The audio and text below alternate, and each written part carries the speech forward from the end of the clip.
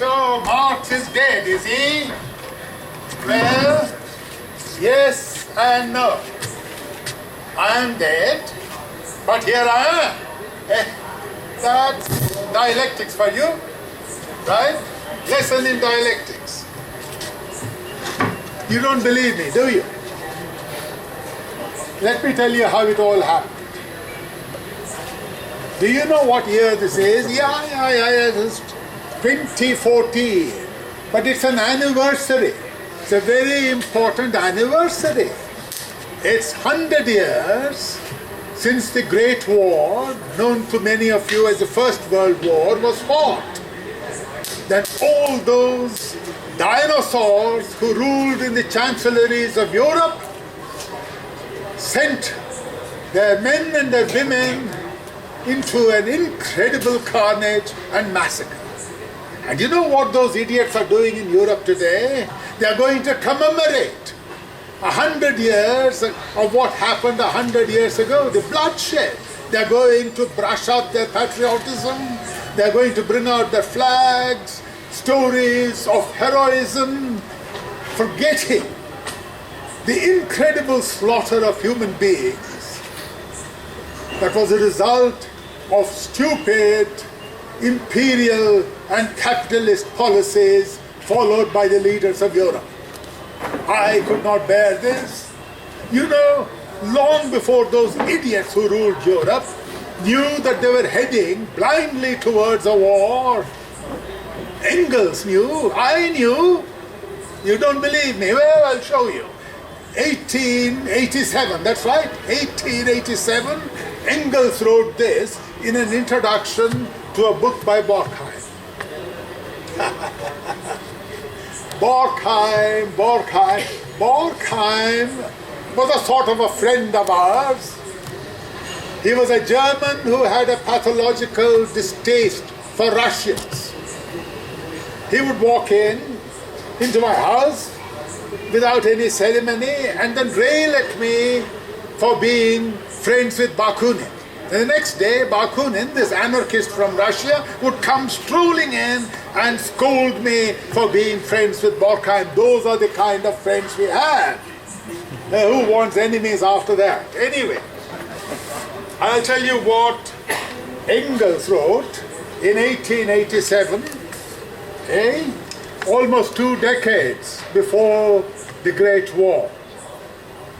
He wrote this: "The only war left to wage will be a world war.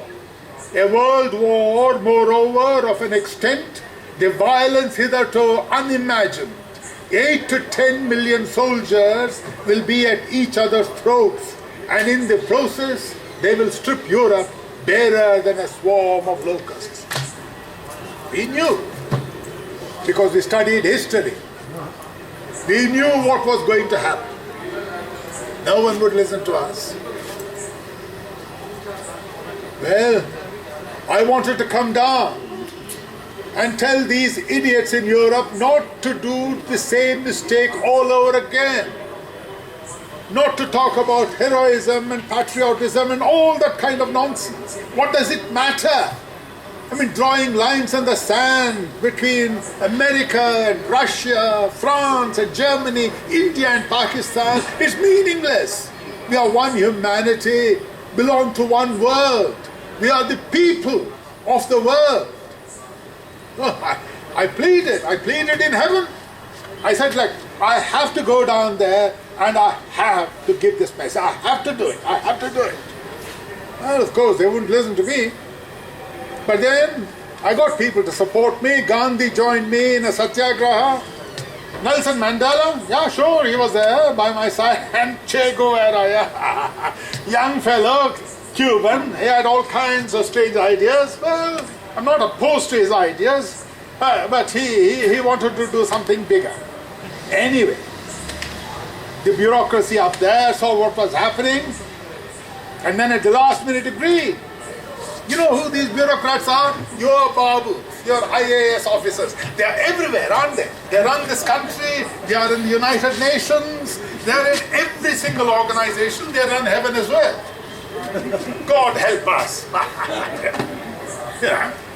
So finally they said, okay, Dr. Marx, we'll give you your visa, 1 hour to go to Earth. Right, here you are, off you go, and there you are, you're going to Hyderabad. What? I said, look, I was pleading to go to the heart of the British Empire because of the anniversary. They said, well, India is the heart of the British Empire, and you wanted an anniversary? Yes, this is the 50th anniversary of the dramatic circle of Hyderabad and the 4th anniversary of La Makhande, so there you are. You go there. So, do you want me to cancel the visa? He said, no, don't cancel the visa.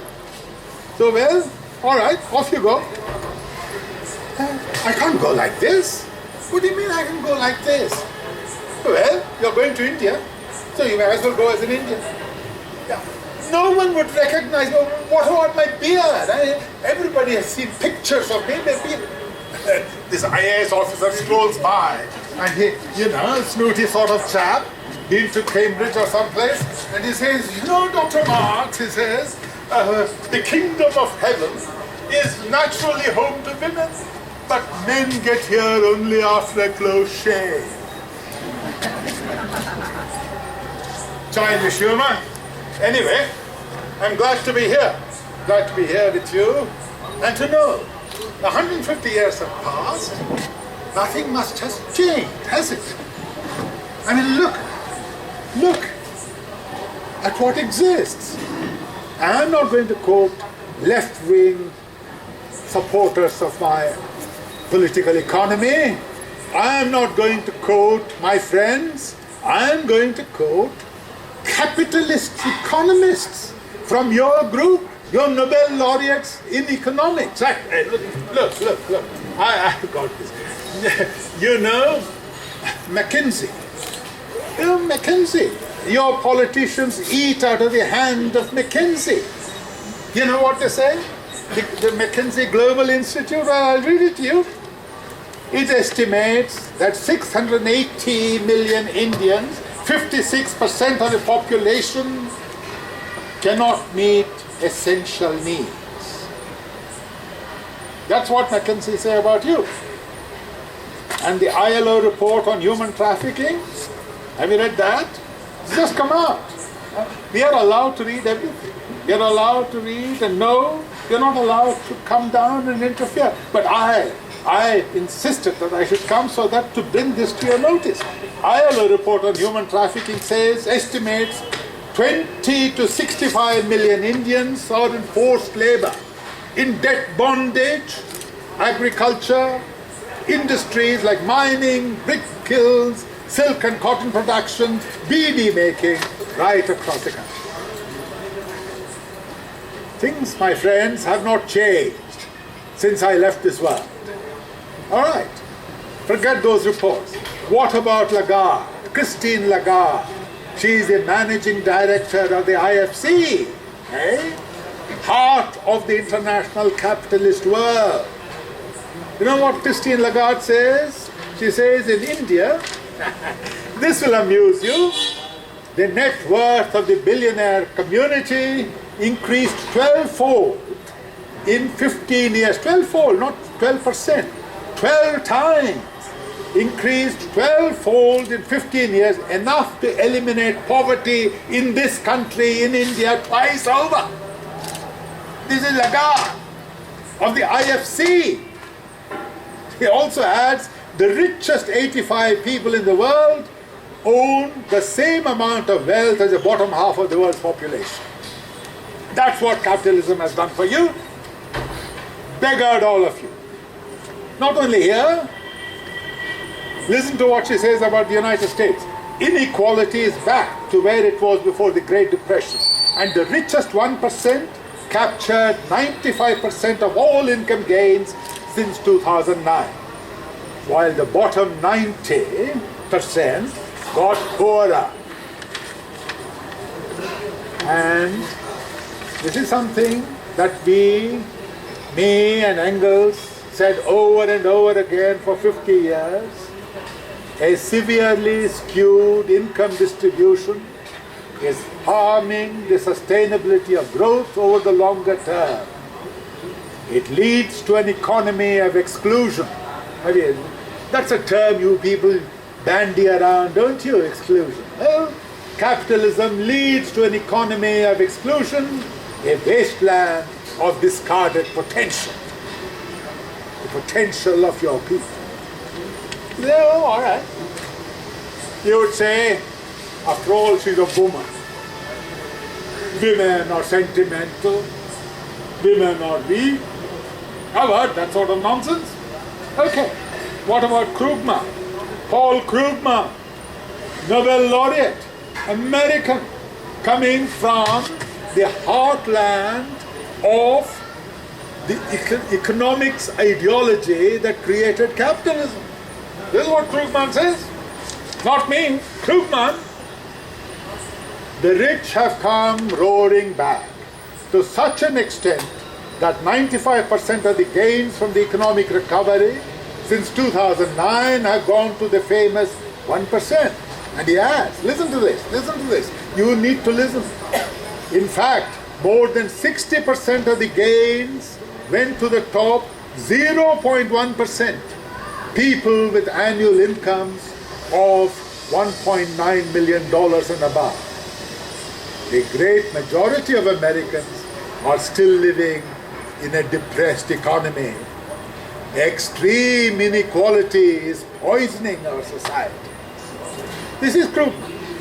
It's not Marx, it's not Engels. Inherited privilege is crowding out equality of opportunity. Your capitalists talk all the time about producing opportunities for others. Krugman says this: inherited privilege is crowding out equality of opportunity. The power of money is crowding out effective democracy. Mark the words, power of money is crowding out effective democracy. So what can be done? The kind of transformation that took place during the New Deal.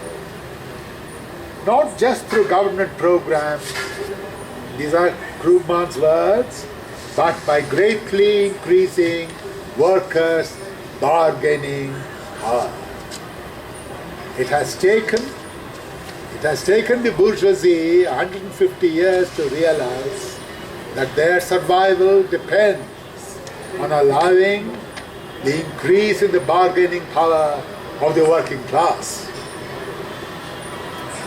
All right, you may say Krugman is a maverick. All right, I'll quote you another modern Nobel laureate economist, Joseph Stiglitz. 4 reasons, he points out, why inequality has stopped economic growth. America's people are too weak to support the kind of consumer spending required for a robust recovery. They are too weak to invest in its future, and income inequality causes more intense boom and bust cycles. We wrote about all of this a long, long time ago. Things haven't changed, have they, my friends? Since I lived, since I died, since your economists rubbished Marxism, where are you now? Come back to that. Yeah, well, let me not go on like this. You most probably want to know how it all started. I'll tell you. I was a young German student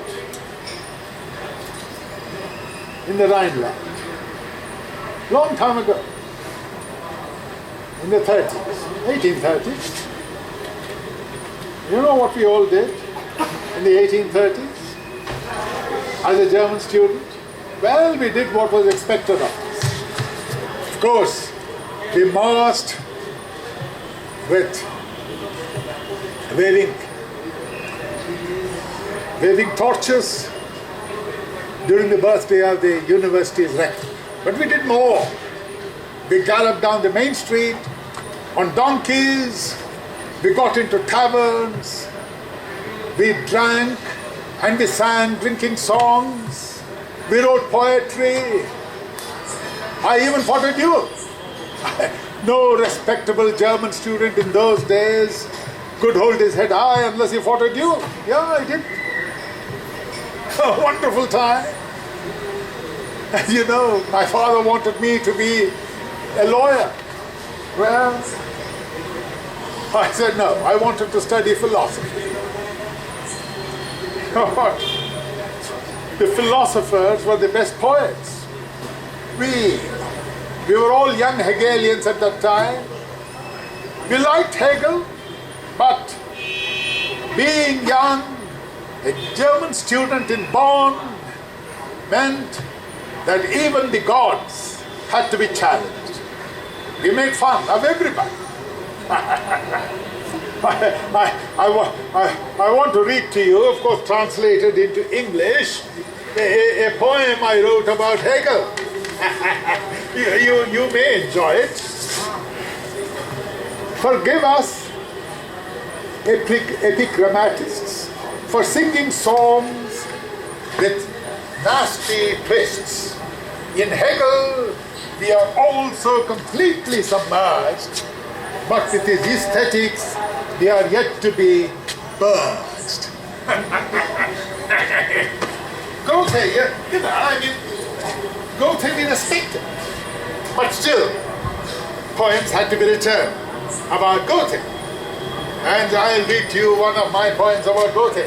But Goethe's taste was too nicely ordered. He would rather see Venus than something sordid. Although he grasped things as one should from below, it was for the highest he made us go. He wanted to make things so sublime that soul grip evaded him most of the time. Schiller was surely nearer the mark. You can read his ideas in letters stark. His thoughts are there in black and white, though it's hard to fathom the meaning around it. So we had fun. And then I met Ludwig von Westphalen. Herr von Westphalen was an aristocrat with liberal ideas. He liked to discuss philosophy with young men. He and I became very good friends. I was doing a doctorate on Epicurus. He described, yes, we discussed the ideas. I proved long before Einstein or Fermi or Rutherford or Eddington, long before their modern physicists, that atoms, all atoms couldn't be the same, came out of my study of the philosophy of Epicurus. I said all atoms had to have different qualities. No two atoms, they all imagined in those days that all atoms had to be small and equal. I said, no, they must all be different. I proved it. Herr von Westphalen loved me, but I loved Jenny. Jenny was his daughter. She was beautiful. She had these large, lustrous eyes, soft auburn hair, and a figure of a goddess. Every day I wrote poetry, poems in her honor. I sent them to her. She refused to acknowledge them. I wrote more poems. I read the poems under her window on a starlit night. Finally, Jenny gave in. She broke off her engagement to that idiot aristocrat. We became engaged.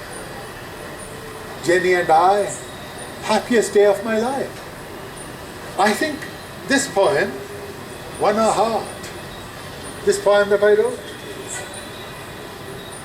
See, I could 1,000 volumes fill, writing only Jenny in each line. Verses sweet that yearning gently still, all the glow and all the ether shine. I can read it in the stars up yonder. From the zephyr it comes back to me, from the being of the wild waves' thunder. Truly I would write it down again as a refrain, for the coming centuries to see. Love is Jenny. Jenny is love's name. We were married. I became editor of the newspaper of the Rhineland. We had happy times there. And, you know, the bourgeoisie never let you be happy. That's something like this. What happened there happens in your country also, I believe. You know, poor people. So cold winter. I believe you have had a cold winter here. I mean, nothing compared to the cold winters of Europe. They collected firewood from the estates of the rich to keep themselves warm, to keep body and soul warm. They were arrested. I wrote an editorial condemning it. My editorial was censored. I'm sure in your country also, I believe now that you're having this bifurcation of the state, the government is going to steal forests from the poor and give it to the bourgeoisie so that they can build a new capital and make millions and millions of rupees. 150 years, nothing has changed. Well, they censored my criticism. I wrote another article condemning the censorship. You have censors also, haven't you? You censor books all the time. I'm amazed you Indians have any books to read.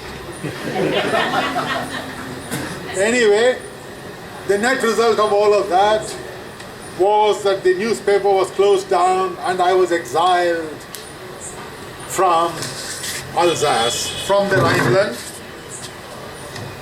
Talking is dry business.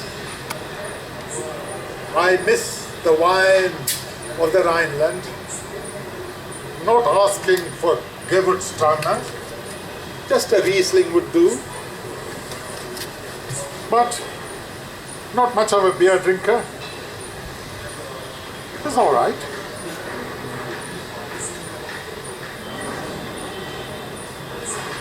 Went to Paris with Jenny. In those days, where else would refugees go but to Paris? We lived in the Latin Quarter.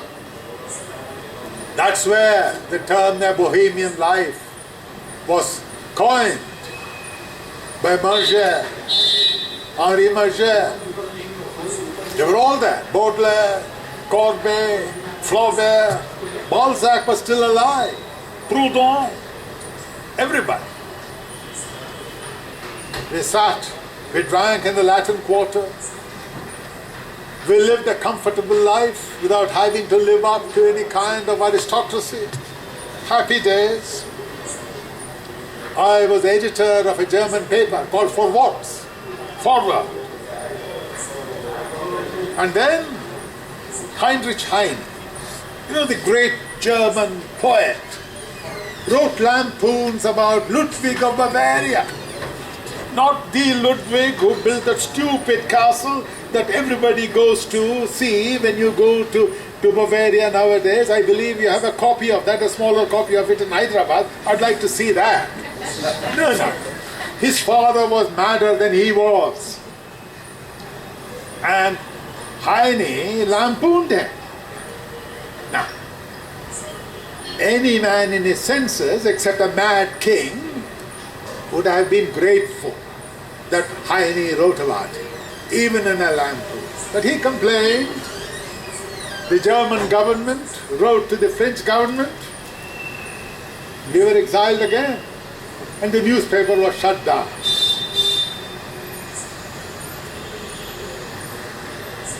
Jenny and I went to Brussels.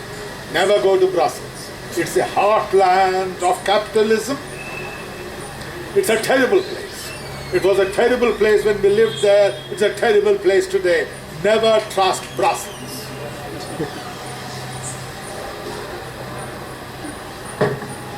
Well, the 1848 revolution had taken place. My father had given us some money. I can't remember how much, about £10,000 worth. The people, the workers of Brussels, the Belgian workers needed funds. I gave the money to them. That's the right thing to do. It was for supporting the workers in Belgium. The Belgian government said you are trying to start an insurrection. By that time, Engels and I were very good friends. Engels was different from me. He had a glad eye for factory girls. But he was a gentleman at the same time and took care of all of them. But we wrote the Communist Manifesto. And when they exiled me from Brussels, I still remember what I wrote. I said the riddle of history has been solved and communism knows that it is a solution. I didn't care if they exiled us. We went to London.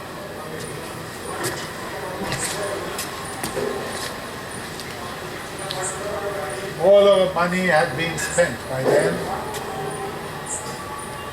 I could afford only to live in Dean Street, in Soho. When you people go to Soho now, you see a beautiful kind of artistic center, a playground, don't you? In my day, it was reeking with cholera, every kind of disease and typhus and typhoid. The place was covered with sewage water and shit. Our baby started to die. I lost my son, Mose.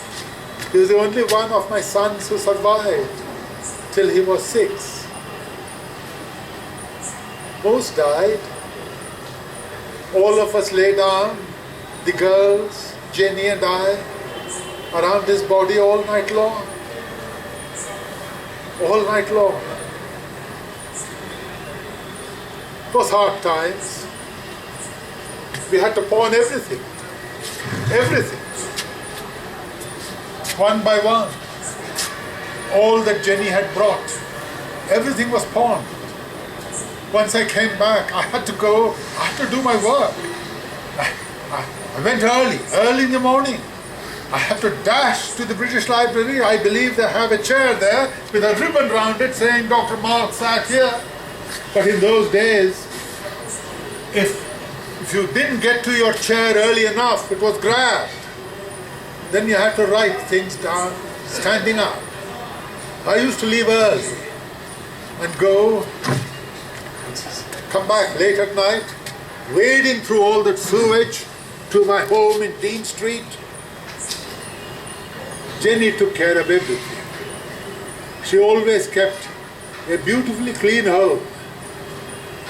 She managed. Her parents tried to help us. I'm not denying that. They didn't know how to help us. They thought it will be demeaning to send me money. I wouldn't have cared. I would have accepted money. They sent silverware and crystal and silk. They sent a maid, Linson. We didn't need a maid. We needed money. Anyway, the maid had a duty. She would take all our stuff to the pawnbroker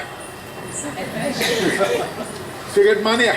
Once I came back from the British Library and my Ricardo was gone. My Ricardo. I said, Jenny, where's my Ricardo? And Jenny said, I pawned it. Jenny, I said, how could you pawn my Ricardo? And she said, you pawned our wedding ring last week. Yes.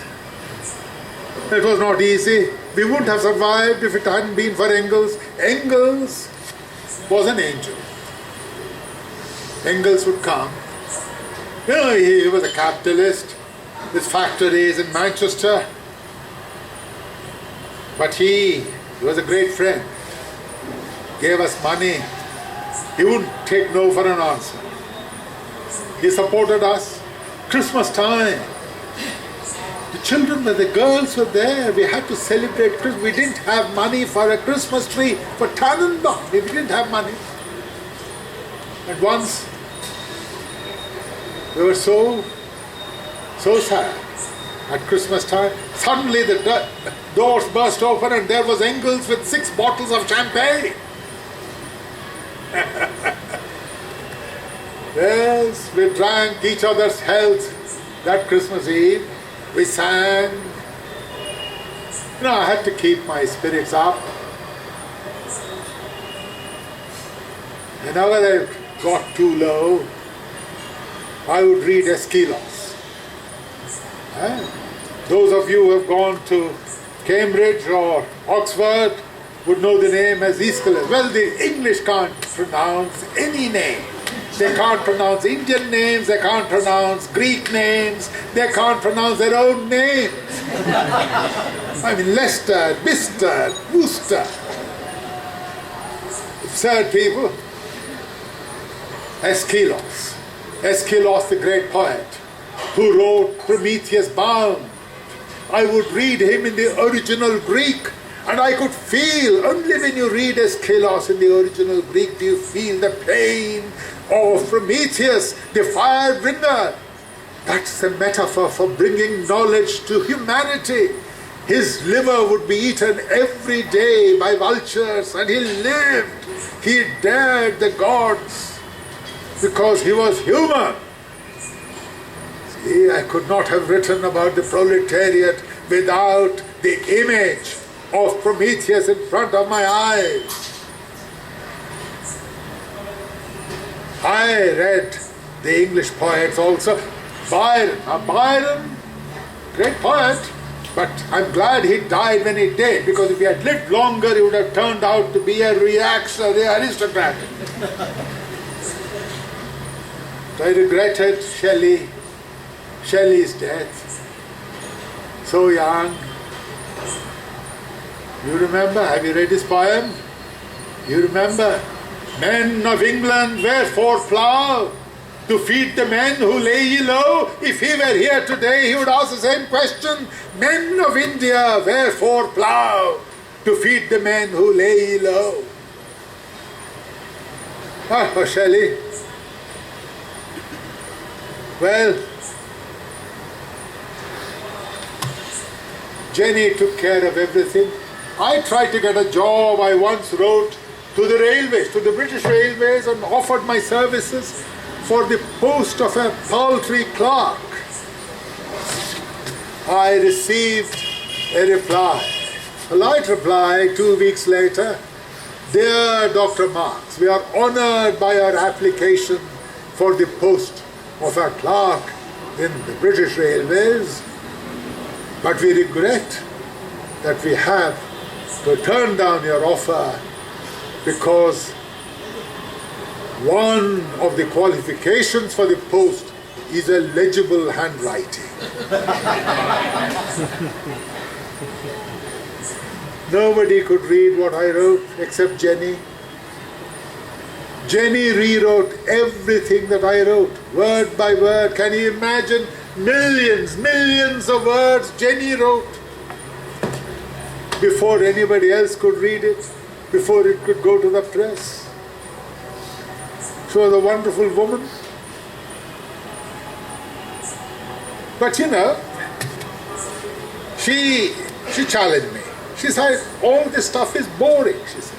I said, what do you mean boring? She said, well, write something that would rouse the people, rouse the working class. I said, yes, we've done that. We've done that in the manifesto. Workers of the world unite, you have nothing to lose but your change. We've done that. But I have to prove it scientifically. Why? Why they should rise up. Why they are the class destined by history to relieve humanity. Then he said, yes, but this sort of stuff nobody can understand. I said, Jenny, I leave that to the other people to write rabble-rousing stuff. There was Proudhon, for example. Proudhon thought there was a wonderful golden age that we had left behind, that we should go back to where? To rural idiocy. I wrote The Poverty of Philosophy, and I said it's not enough to understand the world. You have to change it. You'll find that in the 11th thesis of mine on Feuerbach. And then there was Liebknecht. He called himself a socialist. You find that in the criticism on the Gotha program. Liebknecht said all the profit should be given back to the workers. I said, fine, Liebknecht. All the profits should be given back, fine. And tomorrow when the machines break down, how are you going to repair it without money? And then more people may want to buy bicycles and so forth. And then what happens? You would need to expand your factory. Where is the money going to come from? And then what happens if your workers fall ill?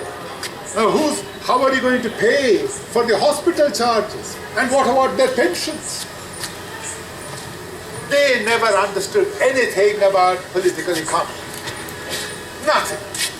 You see? What could I do?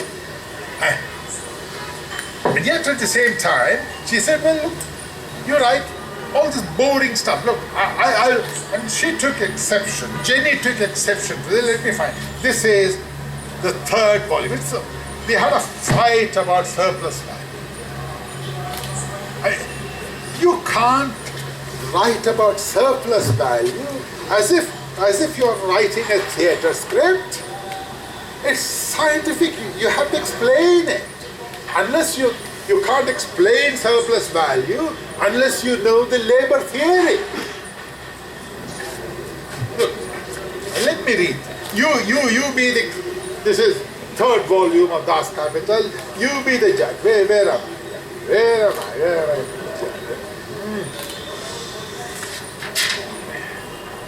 Here. The total working day of the laborer is divided into 2 parts. One portion in which he performs the amount of labor necessary to reproduce the value of his own means of subsistence, the paid portion of his total labor, the portion necessary for his own maintenance and reproduction. The entire remaining portion of the working day, the entire excess quantity of labor performed above the value of the labor realized in his wages is surplus labor, unpaid labor represented in the surplus value of his total commodity production, surplus value which in turn is divided into different lineages. That's clear, very clear. Anyway. Jenny wanted me, she came out and said, she pointed out another phrase, where I wrote, said, capital is like a vampire that sucks the life out of living labor, and the more it sucks, the more it lives. I mean, every now and then you can say that sort of thing to rouse people, but you have got to be scientific as well. How much time do I have? Not much time. She wasn't the only one who scolded me. Tussie did. Tussie, my youngest daughter, Eleanor. A marvelous girl, Tussie. She accused me of picking on Jews. I said, look, I wrote about the Jewish question. How could I said, my grandfathers on both sides were rabbis. My mother was a practicing Jew till the last day of her life. I am not against Jews. When I wrote about the Jewish question, it was really an example about the bourgeoisie and their thinking. Tussie would not have any of it. She wore a Star of David on her jacket to make a point. Then the English went and hanged the Manchester martyrs. You know who they are? Irish men who were demanding freedom for Ireland. They had been demanding it for 800 years.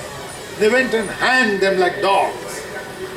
And Tussie wrote a strong letter to Queen Victoria, saying, how can you call yourself civilized when you do this sort of thing? When the Polish rebellion against Russia broke out, she wrote a letter to the Herald Tribune about that. I said, Tussie, you're not even 15. Why do you get involved in all of this? She was a remarkable girl, Tussie.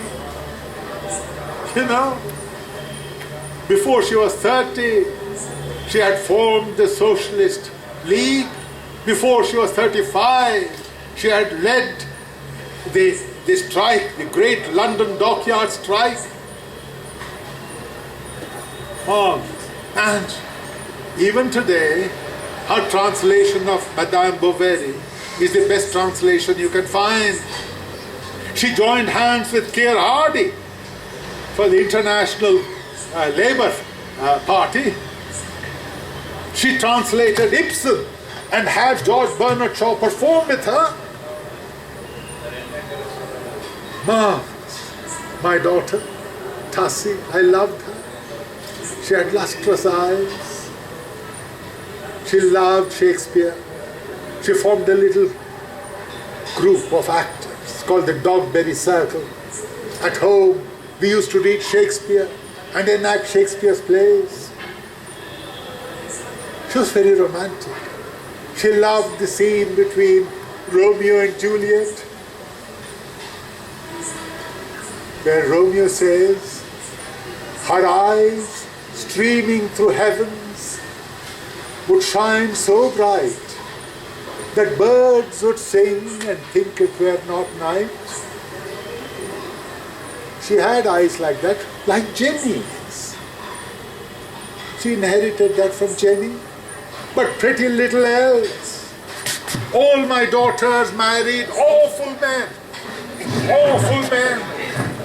Langer, what was he? He was nothing more than a Proudhonist. And Lafargue, Bakunist. The devil take them. If I could have got my hands on Evelyn's neck, I would have squeezed the rascal. Tassie was so brilliant. Why did she have to fall in love with such awful men? Women always marry awful men. Jenny was different. Jenny said no to that aristocrat, said no to all that money of her parents. She married me. She was superior. But you know, there was an incident, a terrible incident. We all had to manage that. Lenson, the maid, was pregnant. And we were surrounded by spies. Spies of the German government. The Prussian spies were in and out of the house. And not only that, the Social Democrats were after my blood as well. You couldn't imagine the kind of rumors that were being spread, and they continued to spread long after we were dead. Do you know that Kautsky's wife, divorced wife Louise, years after we were all dead, wrote that she had overheard Engels on his deathbed confess to Tassie that I was the father of that child. And this letter, this supposed letter written by this scandal monger, was discovered 60 years later. Maybe the CIA wrote it, I don't know. But there are enough people trying to damn her. I loved Jenny. I loved her. When she was attacked by smallpox, she used to say, you won't love me anymore because of what's happened to my face. I said, no, Jenny, it's you, it's your spirit, I love you. When she died, Tassie wrote in her diary, Mama is gone. The same day, the Moor with her. She used to call me the Moor because of my dark skin. I didn't survive long after that. I couldn't. And then I remembered Epicurus. Death is not a burden for the dying. It's a burden for those who are left behind. But these false rumors, they were spreading like poison, and then Engels, to save me, to save communism, to save our society, said he was the father of the child. He took care of Freddie. It's not Freddie's fault. Little child. We don't know what happened. Jenny thinks it's Village. Village was this German who cashiered himself out of the German army, came and said he was a communist. He came there to break the communist front. Sat in my house. Jenny said this man is bent on seduction. He couldn't stand it any longer. He left for the United States. He joined Lincoln's army, rose to be a general in the Civil War. Maybe he turned a new leaf, I don't know. But he played enough mischief when he was in my house. Anyway, when Engels protected me like that, Bakunin said Engels is an ingrained bourgeois. You know who Bakunin is? This anarchist who never believed in humanity, who wanted everything to be a mess. This huge tub of a man with this dirty beard and no hair on his head. He used to wear a cap, and he would walk into my house whenever he pleased, and he would sit and eat our food, and he would abuse us. This man, Bakunin, once, I remember Jenny had gone somewhere. He came late at night, and we fell into an argument, and then he said, he caught hold of me. He was drunk and so was I. And he said, look, Marx, I spit on your political economy. And I said, look here, you Russian, you can spit on my political economy, you can't spit on my floor, you get down there with your dirty beard, you wipe that thing. And then, he started, then we tried to grapple with each other. He caught me by the throat, he kicked me in the unmentionables, I gave him one in the brisket. God, we were both drunk, we fell down. And lying on the floor, I opened my eyes. I said, oh my God, Mikhail, what are you doing? And this oaf had opened his fly and he was pissing on the street out of the window and onto my... I said, what are you doing, Mikhail? And he said, I'm pissing on your British Empire. I said, you're not pissing on the British Empire, you're pissing on the street and on my windowsill. Jenny found us lying on the floor, dead drunk next morning. It's amazing how she put up with everything. All these people in and out of the house, in and out of the house. Bakunin, idiots like him, we're not the only one who said bad things about me. No, really. Long time ago, I remember, people said that I was envious. I was envious of money, of capitalists. They didn't know. My mother's family founded Philips of Holland.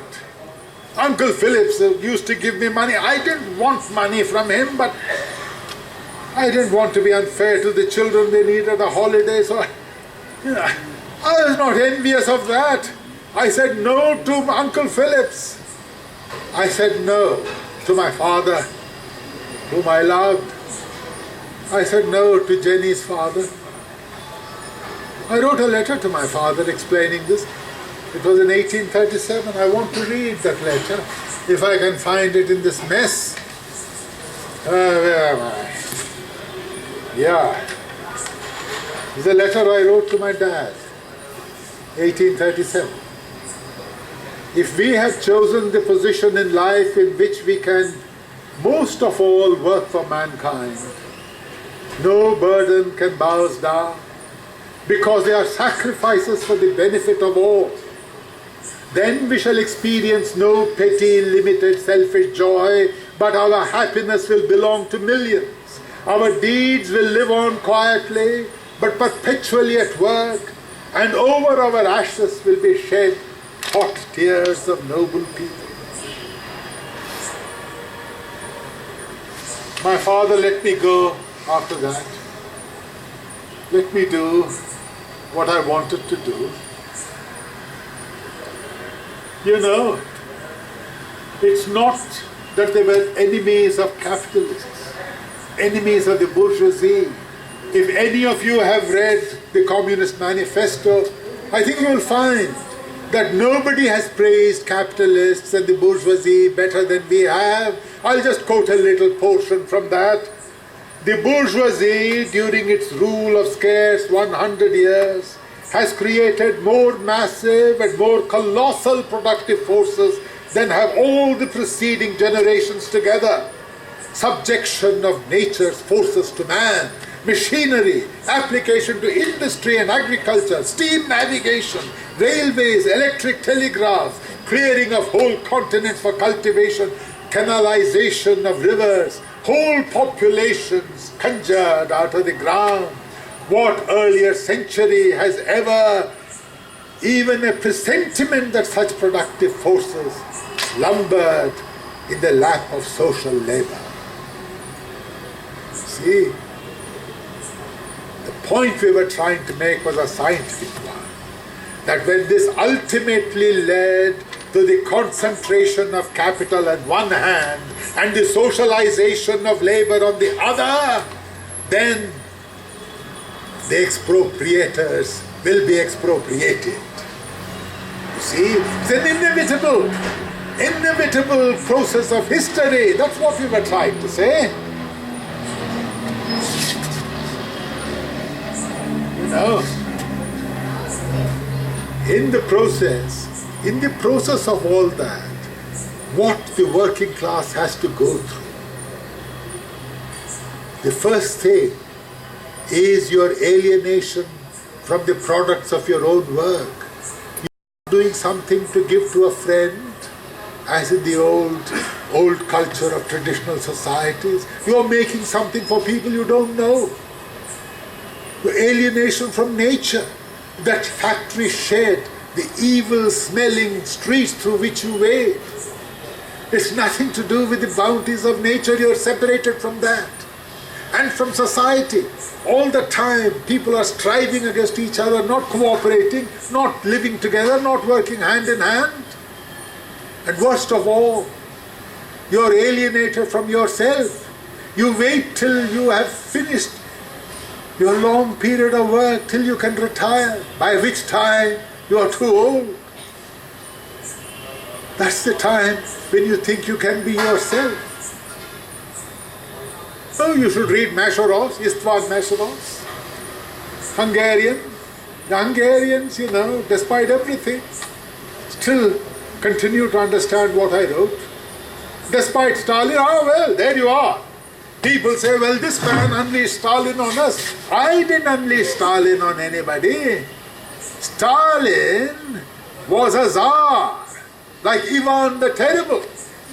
He was thrust into the position of a star, of a Tsar, during times that demanded the work of a terrible Tsar. And he worked as a terrible Tsar, he lived as a terrible Tsar, he was a terrible Tsar. You see, our consciousness does not dictate our social being. It is our social being that makes our consciousness. His social being was that of a Tsar. Yes, I asked for the dictatorship of the proletariat. What kind of society do you have? You have the dictatorship of the bourgeoisie. They write your laws, they create the form of your society, they tell you what to do, what not to do, when you are going to be censored, what you have to eat, what kind of ads you will see. Everything is dictated by the bourgeoisie, whether you like it or not. And you are unhappy. But when the working class decides, when it is their turn, how will it be? It will be the freedom of each will guarantee the freedom of everybody. It will be a society of human beings, not of automatons. You see, that's what was meant when I wrote about the dictatorship of the proletariat. It will be a dictatorship that will serve the humanity of everyone, including the bourgeoisie, the writers, the artists, everyone. It would be the end of the prehistory of man. Well, you know,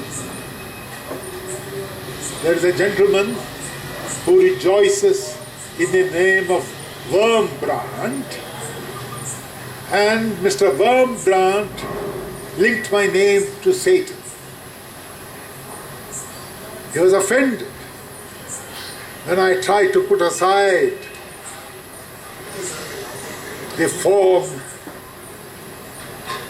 of society that the bourgeoisie has created, when I wrote that to each man according to his needs, and to each according to his ability. Mr. Wormbrandt is uneducated. He didn't know that I was quoting almost verbatim, word for word, what was written by Saint Benedict as the rule for Christian monasteries in the 5th century.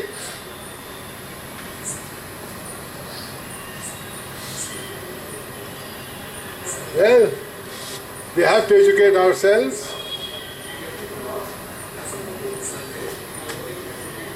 When I died in 1883, Engels said this at my funeral oration. If I can find it somewhere here. 11 people went to Highgate Cemetery to bury me. 4 more than Mozart had to accompany him. Not bad. Engels said, just as Darwin discovered the laws of evolution in organic nature, so Marx discovered the law of evolution in human history. He discovered the simple fact, hitherto concealed by an overgrowth of ideology, that mankind must first of all eat and drink, have shelter and clothing, before it can pursue politics, science, religion, art, and that therefore the means of life and consequently the degree of economic development attained by a given people or during a given epoch form the foundation on which the forms of government, the legal conceptions, the art, and even the religious ideas of people concerned have been evolved, and in the light of which these things must therefore be explained. See, where are we as a society now? I wrote to Kugelman. Once Kugelman published me, I said, look, I'll tell you a very simple rule by which you can say how far your society has progressed. That depends on the precise position of the fair sex in that society. Fair sex meaning people as beautiful as Jenny and all the others as well. So, where are you, friends? I believe here, in your state here, you have more dowry deaths than elsewhere in India. And the Asian Human Rights Watch says that for every Indian woman who survives and becomes a working, independent, free citizen, there are 2 who lose their lives before they are born, or as children, or later in dowry deaths, in honor killings, subjugated, torture. What India is shining? I don't see anything except darkness. People call me a dreamer also, those who are kind. Yes, but dreams can become reality.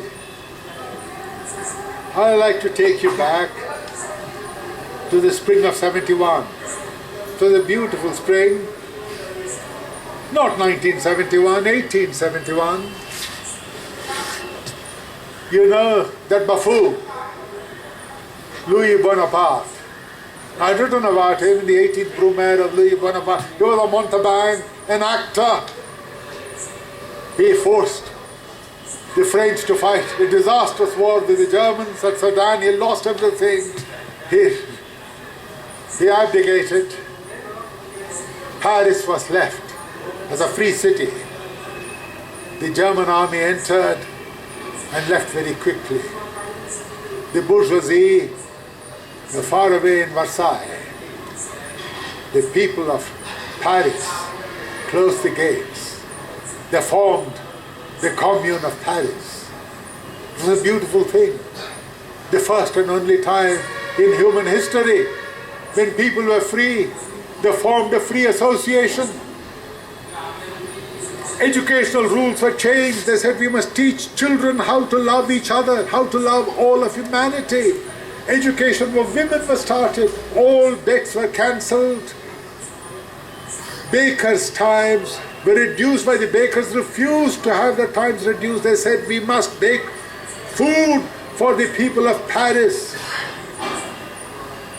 Red banners were hung down from all the buildings. The commune formed groups to govern itself, groups of men and women in equal proportion. We wrote pamphlets, we taught each other. The most advanced scientific product of the age was the balloon, the hot air balloon. We sent up pamphlets up there to distribute it over France, saying our cause is the same with the peasants. Garibaldi, old Garibaldi from Carrera said he was coming to Paris.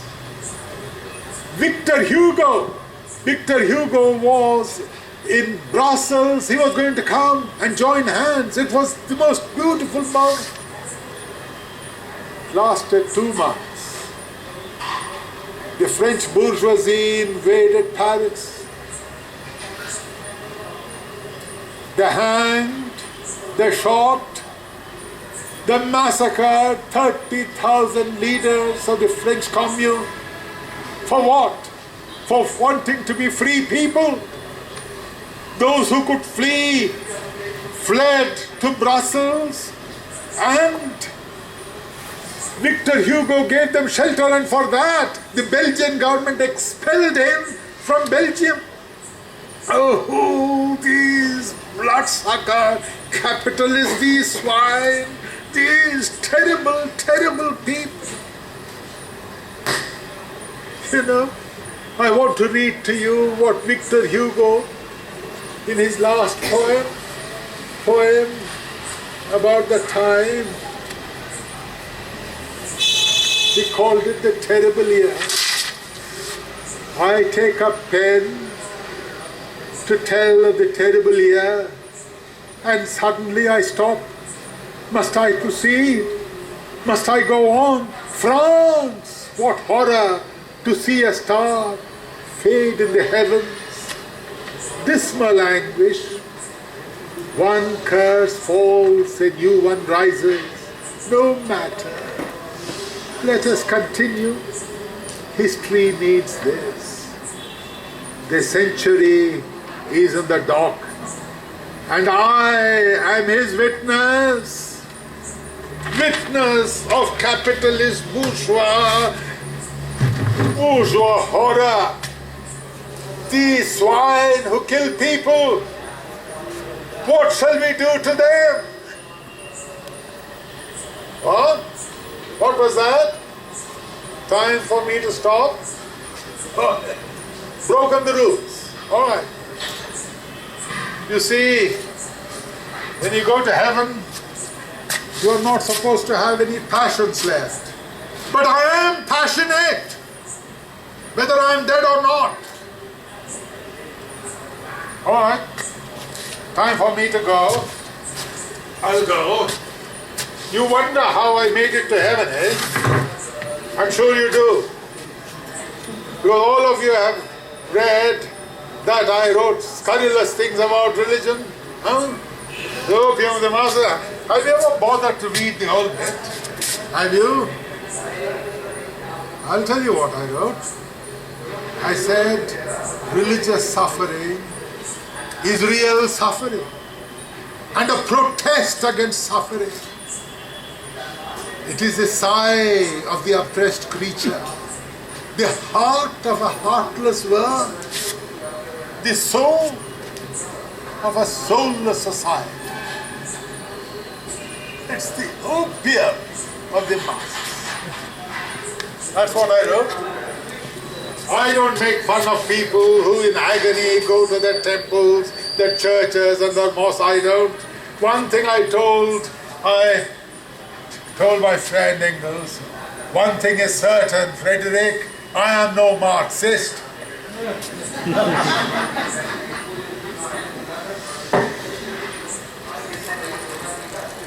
Well, I better go. Right? Oh yes, I was allowed to come here because I had a message for you. Many of you are believers in India, of course. You have hundreds of religions. You're believers, many of you. Well, no help is going to come to you unless you help yourselves. You've now got a new state, you've got a new city under you. Do something, think of the communards of Paris, what they did 150 years ago, just for 2 months. Can't you do better now? It is your turn. And if you do something better, she will help you. She promised. She told me to tell you that she will help you. What? That's a secret? What secret? Oh, well, they know it now. The goddess be with you.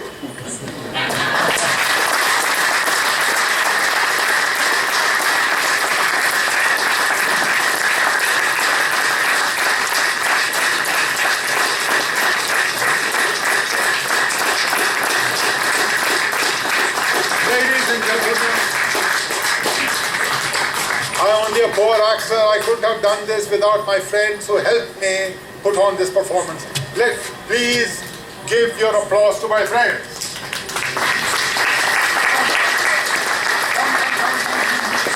Ladies and gentlemen, Professor Howard Zinn, Dr. Karl Marx.